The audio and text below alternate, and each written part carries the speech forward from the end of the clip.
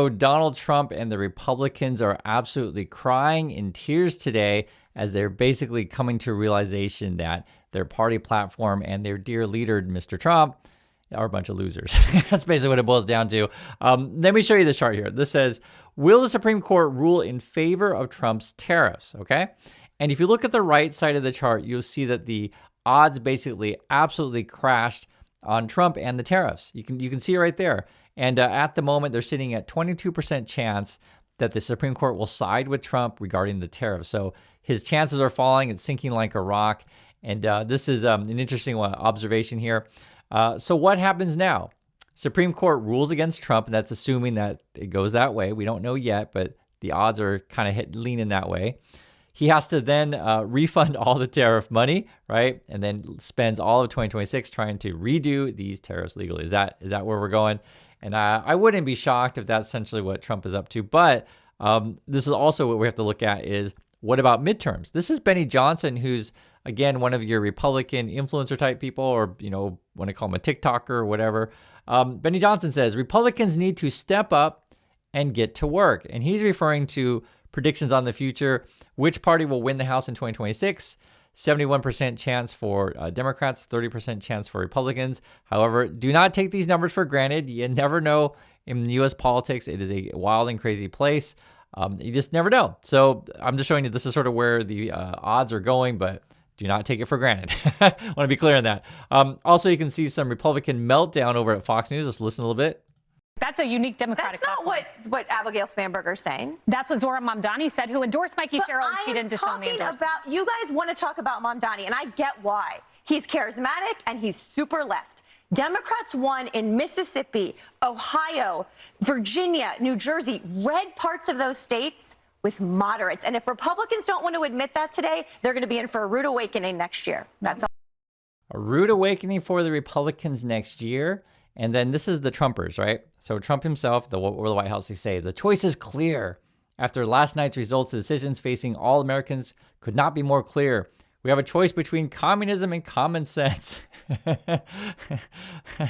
That's according to Trump. So, I just show you what he says. It is what it is. This is Vivek. He's going to try to speak some common sense, I guess, to the Republicans. Have a listen to what he says. He says, lessons for tonight, no sugarcoating. Okay, what do you say, Vivek? We got our asses handed to us in New Jersey, Virginia, and New York City. Democrats swept all three. There's two key lessons for Republicans. Listen carefully. Number one, our side needs to focus on affordability. Make the American dream affordable. Bring down costs, electric costs, grocery costs, healthcare costs, and housing costs, and lay out how we're going to do it. And number two, cut out the identity politics. It doesn't suit Republicans. It's not for us. That's the woke left's game, not ours. We don't care about the color of your skin or your religion. We care about the content of your character. That's who we are. We got our ass. So I'll agree with Vivek on the first one. If either party, Republican or Democrat, want to win, just focus on, right, jobs, costs, the economy, healthcare, these kind of things. I think that's a pretty reasonable thing to say.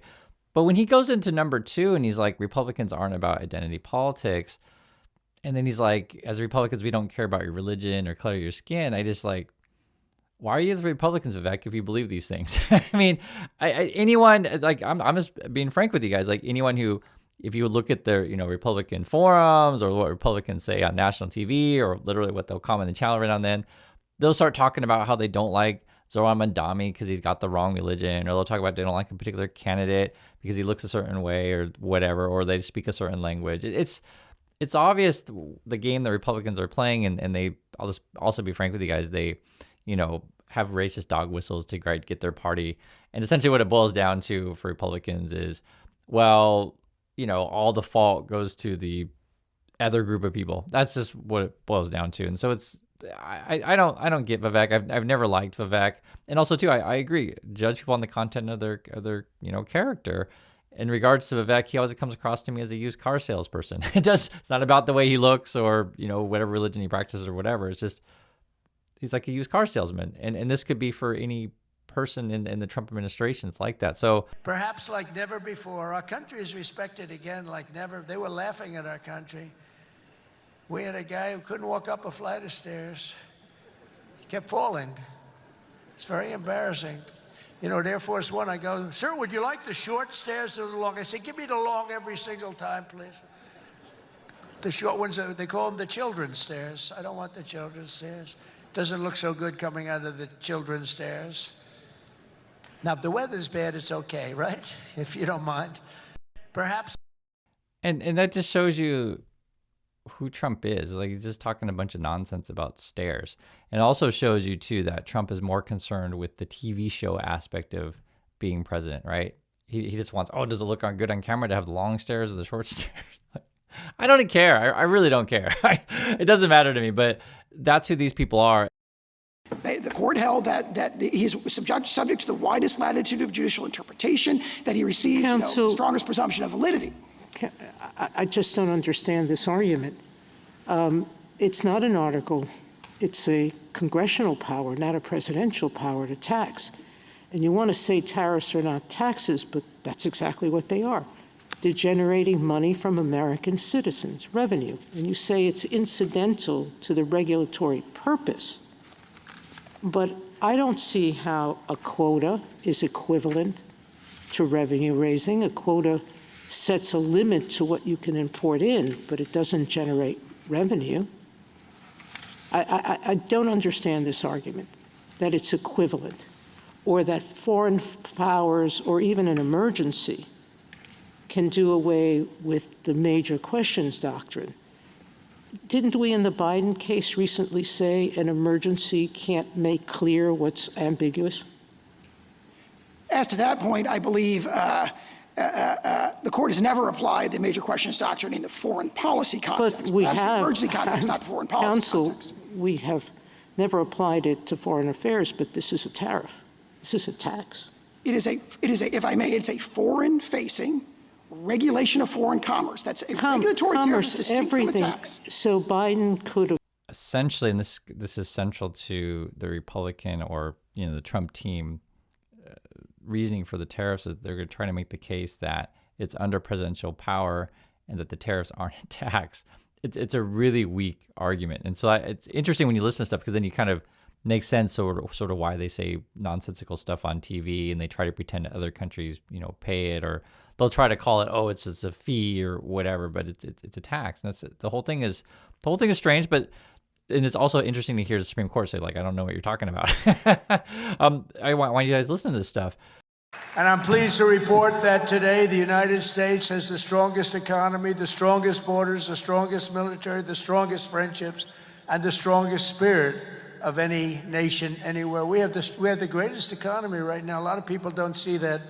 But if you look at what's happening with all the factories, AI, auto plants all over the country being built, that if you would have thought about that 2 or 3 years ago, you would have said it was the opposite. They were all leaving. Now they're all coming in. They're all coming back, and then some. And I think that we can honestly say, and I think you're going to see it even more so over the next 12 months, that this is the golden age of America. This is the gold. So I want you to hear that, because I think his supporters don't understand it, to be honest. Or that is, I don't know. I really don't know what's going on in their mind. You can tell me, but the simple questions I always ask you, if Trump says we have the strongest economy and the strongest nation and the strongest blah, blah, blah. Okay, so how are you doing? Like, just a simple question, like, how are you doing? Are you doing fantastic? Are there jobs just falling out of the sky and you can just, have as many jobs as you want? You're like, in fact, oh my God, I got to turn down all these job offers. Things are so great. Is that really what's going on? And then when you actually listen to Trump, he says the same thing over and over again. Oh, we got all of this, AI and all these factories coming back. It's ridiculous, because that's why I go over the news with you every day. When you actually see it, and we just talked about, yesterday, where a lot of these AI quote, factories, or he's calling these things basically data centers. It's actually not that many jobs. Yes, you'll have a job building said data center, but then the data center is ultimately going to replace you. ICE isn't going after the worst of the worst. This morning, they took a preschool teacher without a warrant in front of children in my district. This is Chicago. So this is it here. So I guess this is a preschool, and that's ICE. And according to the representative, they're just going after a preschool teacher. Is that what we're doing now? That was in front of the children at preschool.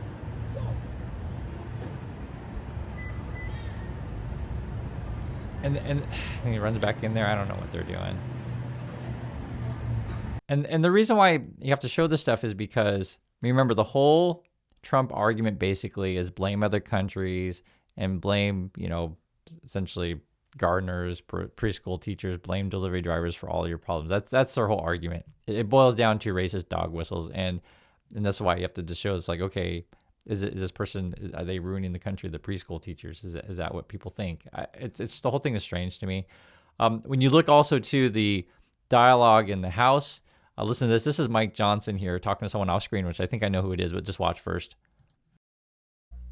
I can't hear you because we have someone who doesn't respect the rights of their colleagues over here. I'd love to talk with you. Wait. I'd love to talk with you. Come to my office, okay? You have an obligation. That was kind of a meltdown there. But this is, I think, what there was going on here. That Mike Johnson was giving like a press conference, and then various people were asking Johnson questions. So this is a representative on the Democrat side. Have a listen. For Mr. Jeffries or Mr. Schumer, I am part of the American people, and I believe that, and you should respect free speech. I'm asking you a question if you're ready to have a conversation with the other side. You represent all of us. You are the speaker for all of us, sir. You have an obligation not just to speak lies to the American people. You have an obligation to call the leadership of both parties and bring us together and solve this problem together, Mr. Speaker. Thank you. We're going to go ahead and ask you. I'm a member of Congress. I don't know. Yes. I'm sorry. Can I just We see went it? to the Senate in front of the Resolute Desk. You're welcome. We brought Leader Jeffries and Leader Schumer in, and we had a discussion. So I think what's going on when you and you can go through countless videos like this, but I don't think the parties are really talking to each other right now. I'm just showing you the reality of it, and a lot of it is, I go on TV for whatever, optics, and then point to the other side. If these people were serious about it, literally you would just be meeting and figuring out something. But and I'll be frank with you guys. I don't have much faith in the Republican Party. I think a lot of people who are more left leaning, like myself, say you want the Democrats to fight back more, which I completely understand. I guess I completely understand. That's what I'm showing you. But it's very difficult to have conversations with the Republicans who are frankly morons. It's obvious, right? So, how do you do it? And I don't necessarily want to go the route of just, memes and massive screaming all the time. I don't, want to go that way. So, you want to do rule of law, but how do you do this when you're dealing with the party that's, and talking about Republicans here, that's promoting racism and basically low IQism, if you want to call it that. A little bit mean here, but it's tough. My name is Dan Rayfield, Attorney General for the state of Oregon. We're proud to bring this case today. I think there was something that was incredibly important that was said today, and it wasn't said by any of our attorneys. It was said by President Donald Trump's Solicitor General when he looked Justice Roberts squarely in the eyes and said the American people, not foreign countries, but the American people are going to pay 30 to 80% of these tariffs, and then had the gall to look all of those justices again in the eye and say that these are not taxes on the American people. Yeah, so that's really big. Let's listen to part where they're talking about this. Raise the tariffs. If a tariff is imposed on automobiles, who pays them? Typically there'd be regardless of who the importer of record is, there'd be a contract that would go along the sort of line of transfer that would allocate the tariff, and there'd be different.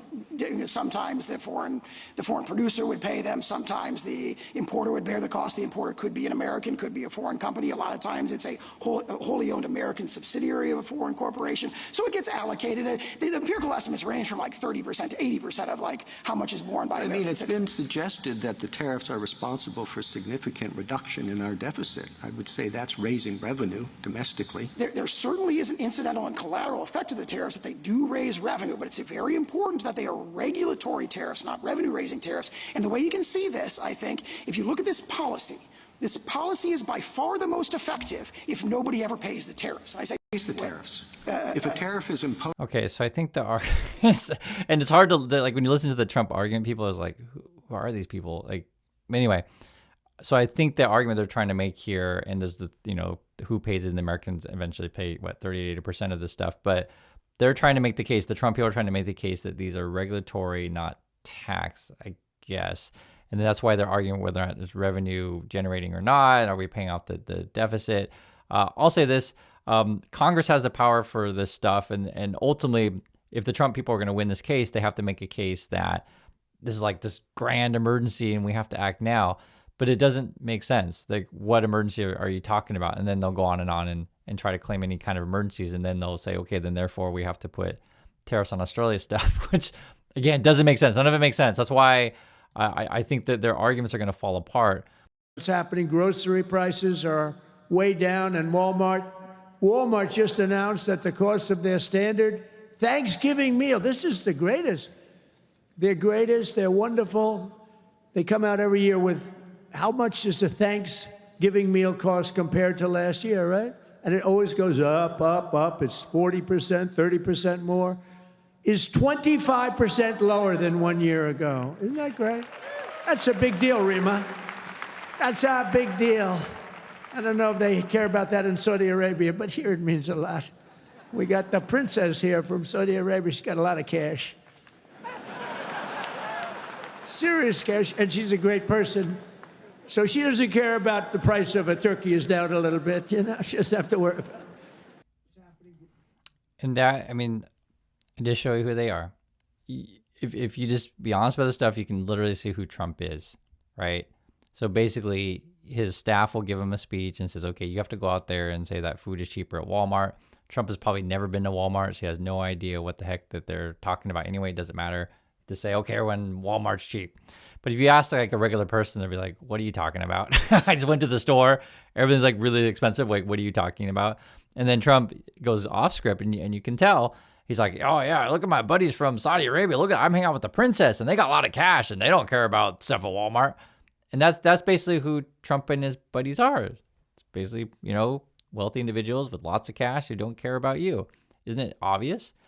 And it's so hard to have these conversations with, let's be frank, with MAGA people, because like I don't know what they're thinking. Other than they're just really racist and like really hate certain kinds of people. And it's like, okay, fine, but I don't think that's the majority of the country. You see it in the polling data. Maybe it's like 20% of the country think that way. And then there's another 5 to 10% that don't think they're racist yet. How about this? I'll put it in other ways. They prefer certain kind of candidates, but they just don't know why. Even if said the candidates are liars and felons, but they just prefer certain types of people. And so, there's that. Then this is a right-wing influencer person. He's getting sad too, because it looks like the Supreme Court is probably going to go against Trump. Listen to this. Through those words, I think you're saying that no, the president doesn't have inherent authority over tariffs in peacetime.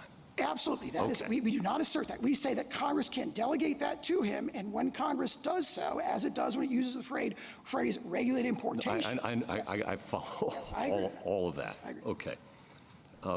The Supreme Court is even laughing at Trump's team. You can hear right there. Here, listen to some more.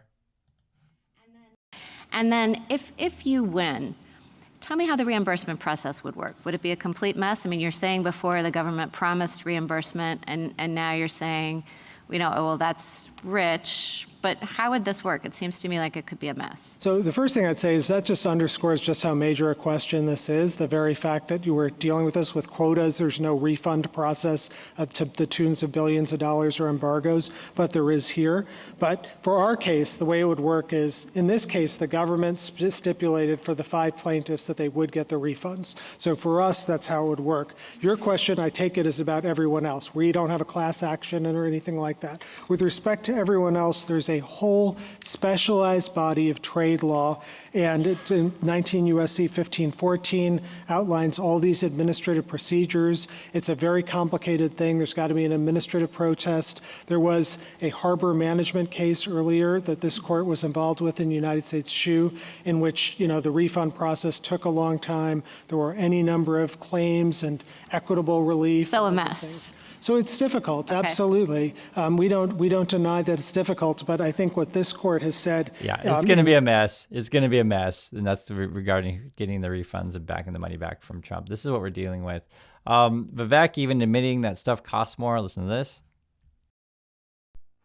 This as a new poll finds about 70% of Americans say groceries are more expensive now than they were a year ago. So see, this is Fox News and Vivek they're talking about, but basically things cost more. You already know this, but Fox News is admitting it. And it matters because remember, Trumpers tries to act like things don't cost more. It's like, what?